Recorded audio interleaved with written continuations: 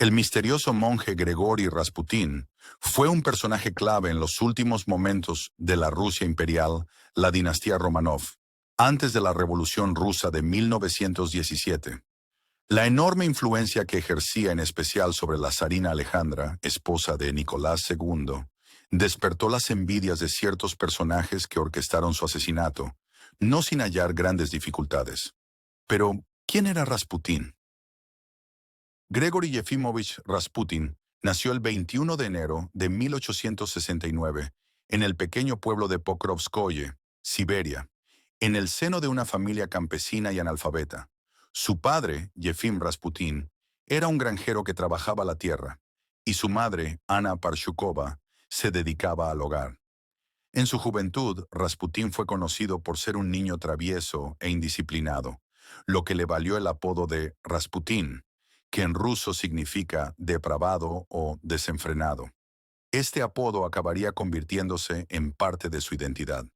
Durante su infancia y adolescencia, tuvo un carácter poco sociable, protagonizando algunos problemas con la justicia. Por otro lado, el joven Rasputin presentaba cierta tendencia a la ensoñación religiosa. A los 18 años contrajo matrimonio con la campesina Praskovia Dubrovina, con quien tuvo 3 hijos.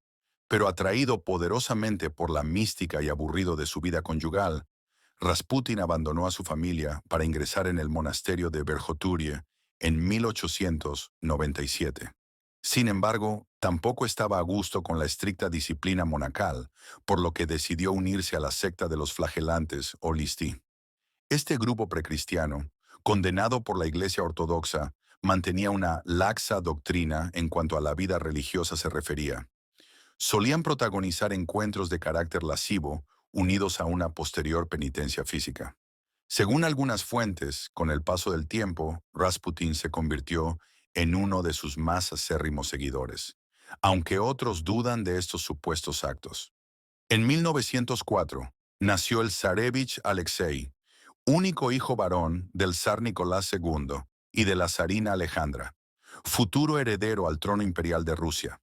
Sin embargo, la dicha por el ansiado nacimiento se tornó enseguida en tragedia cuando se descubrió que el pequeño Alexei sufría de hemofilia, una enfermedad hereditaria que provocaba que las heridas sangraran profusamente. Esta dolencia había sido transmitida a través de la malograda herencia genética de la zarina Alejandra, nieta de la reina Victoria del Reino Unido. Los médicos de la corte no podían hacer demasiado por el pequeño zarevich, para desesperación de sus padres, Nicolás y Alejandra. Pero entonces la dama de honor de la zarina, Ana Virubova, le habló a Alejandra de un misterioso monje dotado de poderes sobrenaturales. Este monje no era otro que Grigori Rasputín, el cual se había granjeado una controvertida reputación entre las gentes de toda Rusia. Ante la gravedad de la situación, los zares accedieron a ver a este supuesto sanador milagroso en 1907. Todo fuera por salvar al pequeño zarevich de una muerte más que segura, aunque hubiese que recurrir a un personaje de la calaña de Rasputín. Este enigmático monje consiguió parar la hemorragia contra todo pronóstico a través de una serie de oraciones. Rasputín logró salvar la vida del pequeño zarevich, algo a lo que ni los mejores médicos de Rusia se habían acercado. Pronto se granjeó la confianza de la zarina, quien a partir de entonces lo mantuvo siempre cerca por lo que pudiese ocurrir. Por otro lado, este monje presentaba un aspecto de lo más siniestro y desaliñado. Pero entonces, ¿cómo consiguió cautivar a la alta aristocracia rusa? Por aquel momento, la sociedad rusa se deleitaba con el espiritismo, las ouijas, la hechicería y las ciencias ocultas. Sobre Rasputin han circulado todo tipo de rumores, algunos un tanto escabrosos, como la posesión de un órgano viril de un tamaño muy por encima de la media. Una de sus máximas era la siguiente: cometed los pecados más atroces, porque Dios se complace más en perdonar a los grandes pecadores. Sean o no ciertas estas anécdotas, lo que sí estuvo claro es que con la enorme influencia que el monje ejercía sobre la zarina, Rasputin pudo participar directamente en las decisiones de gobierno, algo que le acabaría trayendo funestas consecuencias. Los recelos y envidias que fue despertando Rasputin entre la clase política rusa fueron increciendo. No era para menos, pues el monje acaparaba la atención de las damas más distinguidas de la corte para infortunio de sus maridos. Además, entre sus admiradores, también contaba con un distinguido público masculino. Mientras tanto, la marcha de la Gran Guerra no estaba resultando del todo halagüeña para el Imperio ruso, por lo que Nicolás II decidió asumir él mismo el control de las operaciones militares. Por esta razón, fue la zarina Alejandra la que se encargó del gobierno de la nación, auxiliada por el fiel Rasputín. La situación no podía ser más calamitosa, pues de septiembre de 1915 a febrero de 1917 se sucedieron hasta 4 primeros ministros. Por si fuera poco, empezaron a surgir rumores acerca de un supuesto romance entre la zarina y el monje. Algo nunca probado, ha aumentado el descontento hacia esta extraña pareja. Entre algunos círculos de poder se sospechaba que la zarina fuese en realidad una espía alemana al servicio del Kaiser Guillermo II. Por otro lado, la sola presencia de Rasputin estaba desacreditando a la monarquía, por lo que se hacía necesario eliminar a este incómodo personaje.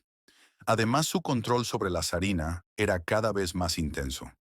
Primero se intentó sobornarle con un suculento tesoro de 200.000 rublos a cambio de marcharse de San Petersburgo, a lo que el monje se negó. Fue entonces cuando miembros de la alta aristocracia rusa, entre los que se encontraba el príncipe Félix Yusupov, orquestaron el asesinato de Rasputin. Este apuesto noble, homosexual en la intimidad, había heredado la mayor fortuna de Rusia, además de casarse con la bellísima archiduquesa Irina Alexandrovna, la cual iba a ser utilizada como cebo.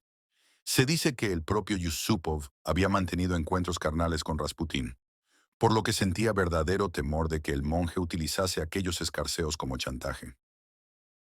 Otras personalidades implicadas en el complot contra el monje Rasputin fueron el diputado Vladimir Purishkevich y Oswald Reiner, agente del Servicio Secreto Británico y supuesto amante de Yusupov. Para llevar a cabo el plan, Rasputin recibió una misteriosa tarjeta en la que se le invitaba a un esplendoroso banquete en el palacio de los Yusupov la noche del 29 de diciembre de 1916. Rasputin no dudó en aceptar la proposición con tal de acercarse a Irina, cuya deslumbrante belleza era famosa en toda Rusia. Se fue aproximando la fecha del encuentro. Le asaltaron ciertas sospechas. ¿Acaso no se trataría de una trampa? A pesar de ello, le pudieron más las ansias que la razón. Incluso se había preparado para la ocasión, aseado, perfumado, algo por lo general bastante inusual en él, y con sus mejores galas. No obstante, Rasputin decidió transferir una buena suma de dinero a su hija, por lo que pudiese ocurrir. El plan estaba meticulosamente dispuesto para acabar con el molesto personaje. Rasputin fue recibido por el mismo príncipe Yusupov, el cual lo acompañó hasta el sótano donde se hallaba preparado el banquete. Mientras la princesa estaba supuestamente acicalándose para el encuentro, en realidad se encontraba en Crimea, a miles de kilómetros, se sirvió un excelente vino, ligeramente aderezado con cianuro. Presa de la emoción por conocer cuanto antes a Irina, Rasputin se tomó varias copas sin pestañear, para sorpresa del resto de invitados. Como parecía que el vino no surtía efecto alguno, Yusupov le facilitó al monje una bandeja con pastelillos igualmente cargados de cianuro. Tras devorar media bandeja de canapés que hubieran tumbado a un toro, Rasputin seguía sin inmutarse. En ese momento, los asistentes empezaron a mostrar claros signos de nerviosismo. ¿No serían ciertos los rumores que afirmaban que Rasputin poseía poderes sobrenaturales? Sea como fuere, se decidió recurrir a las balas. Yusupov salió un momento de la sala, cargó su revólver y disparó al monje sin pensárselo 2 veces. Mortalmente herido, Rasputin trató de salir al patio como pudo. El diputado Purishkevich le propinó otros nuevos tiros que tumbaron al desesperado monje. Una vez en el suelo, ataron a Rasputin y lo trajeron de vuelta al palacio. Como se resistía a morir, le golpearon la cabeza con un bastón herrado. Tampoco hubo manera. Finalmente, el agente Oswald Reiner le desgajó un tiro en la nuca. El médico Lasovert certificó su muerte. Posteriormente, envolvieron el cadáver en una alfombra y lo arrojaron al gélido río Neva. A pesar de todas las molestias generadas, la autopsia reveló algo asombroso. Resultó que el irredento monje no falleció ni por el veneno profusamente administrado, ni por los múltiples disparos efectuados contra él, sino que había muerto ahogado. Era tal la devoción profesada hacia Rasputin por parte del pueblo ruso, que muchas mujeres fueron a lavarse a las heladas aguas del río Neva en espera de sus efectos milagrosos. Su cuerpo fue posteriormente embalsamado y sepultado en los jardines de Tsarskoye Seló.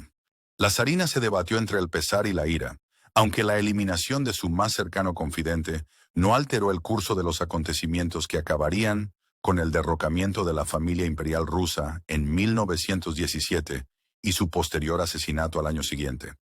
No obstante, la leyenda de Rasputin no hizo sino acrecentarse, siendo protagonista en los años sucesivos de incontables novelas, documentales, series, películas o musicales.